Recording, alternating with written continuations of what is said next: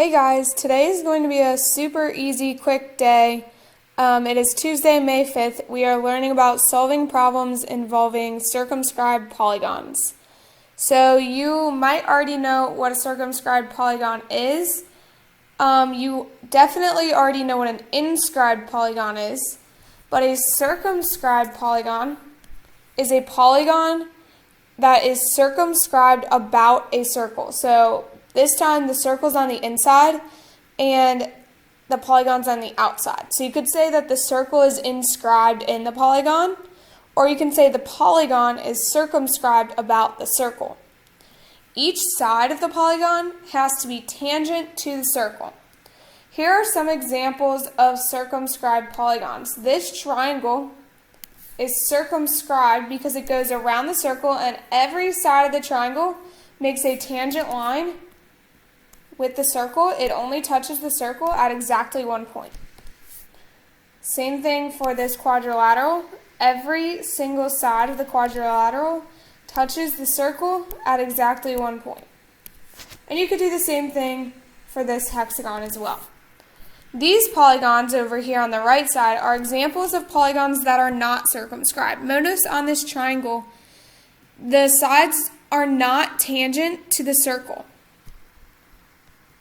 Similarly, on this quadrilateral, it kind of looks like a rectangle. This side here on the right is not tangent to the circle. It's not touching the circle at exactly one point. So it is not circumscribed about the circle. Same thing kind of for this hexagon. None of these sides are touching the circle. This hexagon is not circumscribed about the circle. Just because the hexagon is outside the circle does not necessarily mean it's circumscribed. It's only circumscribed if all the sides are tangent to the circle. Let's do one practice problem together that has to do with circumscribed polygons.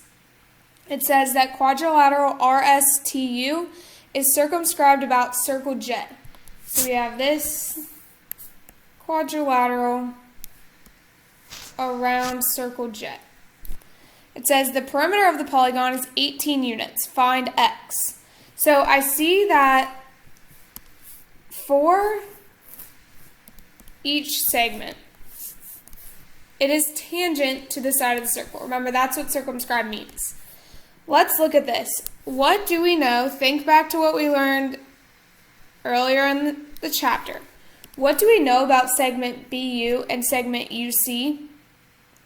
They're both tangent from point U.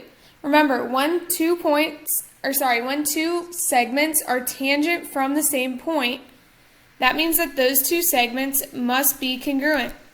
So I know BU is congruent to UC because they're both tangent from point U. Similarly, notice that segment DR and segment CR are both tangent to the circle from point R. What that means is that segment CR and segment DR have to be congruent.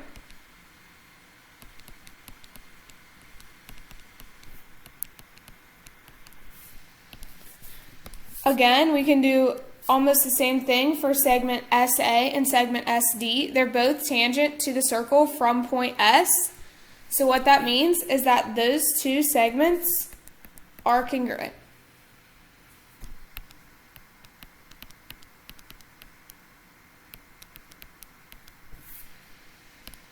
Finally, we can repeat this for segments TA and TB.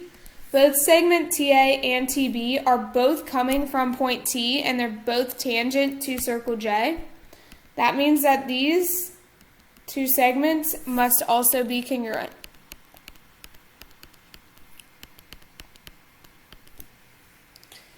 So since these are congruent, we know some more of these measures now. So since SA is 3, that means SD also has a length of 3. Remember, if two segments are congruent, that means that their measures are equal.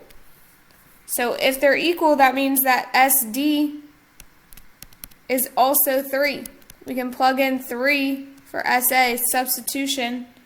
We know SD is also 3.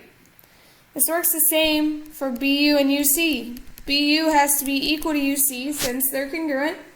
So since UC has a length of x, that means BU also has a length of x.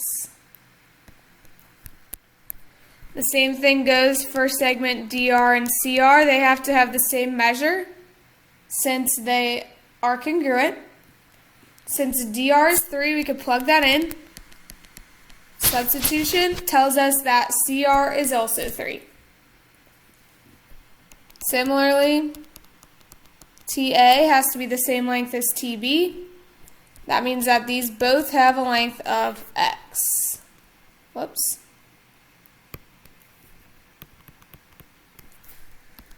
Now, we are trying to find the value of x. They told us that the perimeter of the polygon is 18 units. Remember, perimeter comes from adding up all the sides.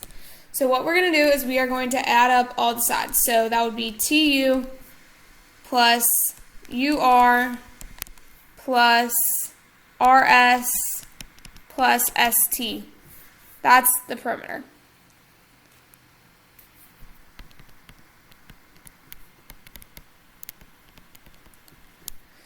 Now TU is made up of two segments. It's made up from TB and BU together. Notice up here, TB plus BU all together would make TU. Same thing can be done for UR. UR is made up of UC and CR together. RS is made up of RD and DS together.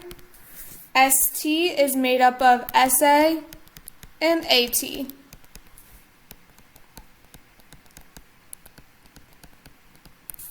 So what I did was I just split each of these into their two parts using segment addition.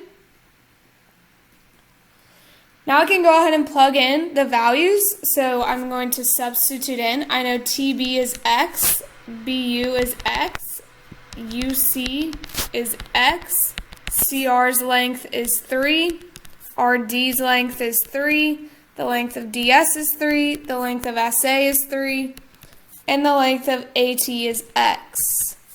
And I also know the perimeter is 18. Now that I have an equation, I can solve it by combining like terms. So I see 1, 2, 3, 4 x's. That gives me 4x. I also see 1, 2, 3, 4 threes. That gives me 12 altogether. Now to solve, I subtract 12 on both sides and divide both sides by 4.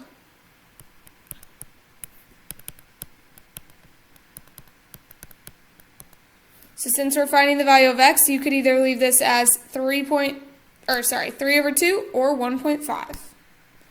Your homework for tonight is on page 737. You just have two homework problems, 24 and 25, and then you have the reflection question, number 37 in the book. Make sure you explain the difference between circumscribed and inscribed in 1 to 2 complete sentences. Have a great day. Bye, guys.